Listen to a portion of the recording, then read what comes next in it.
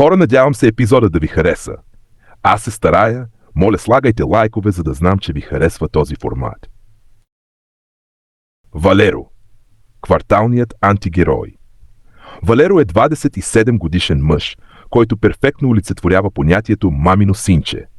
Той все още не е направил крачката към самостоятелен живот и обитава детската си стая в апартамента на майка си в блок Жиравска номер 4, намиращ се в панелния квартал Зарево. Приоритети и ежедневие. Неговият ден не преминава в търсене на работа или градене на бъдеще. Светът на Валеро се върти около 3 неща. Гейминг до дупка, денонощно забиване на CSGO и Dota, където той излива цялата си енергия, крехки на съотборниците си в микрофона. Кенчета и бутилки бира, които се трупат по бюрото му около клавиатурата. Харчене на луди пари. Макар семейството да се води бедно и да живее в панелка, неремонтирана от социализма, и едва да свързва двата края, Валеро е оборудван като професионален стримър. Той има брутален геймърски компютър за 4000 лева, скинове в игрите и кара BMW пред блока, за което редовно няма пари за бензин. Що 2. Схемите на Валеро. Как се роди честният труд? Валеро не е просто мързелив. Той е изключително хитър и притежава качества на измамник от висока класа. Ударът срещу Гергана. Парите за мощния компютър за 4000 лева не са дошли от спестявания.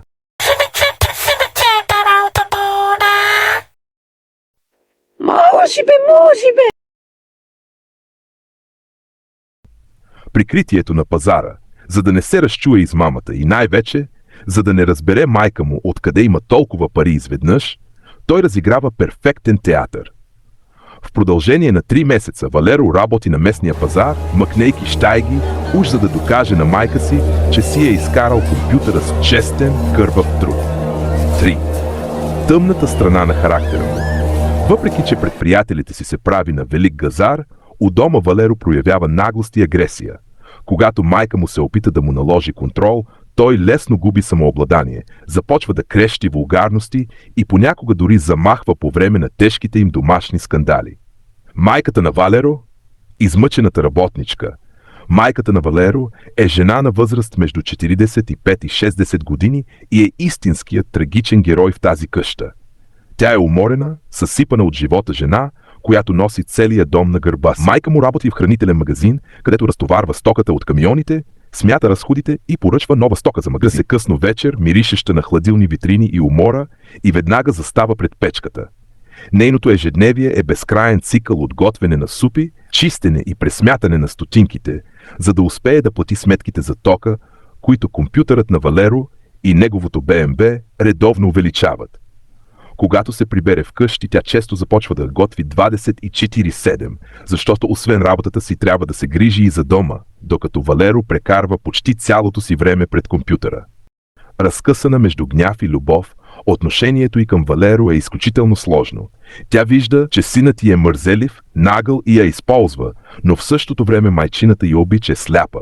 Тя е неспособна да го остави на улицата, колкото и лошо да се държи той с нея.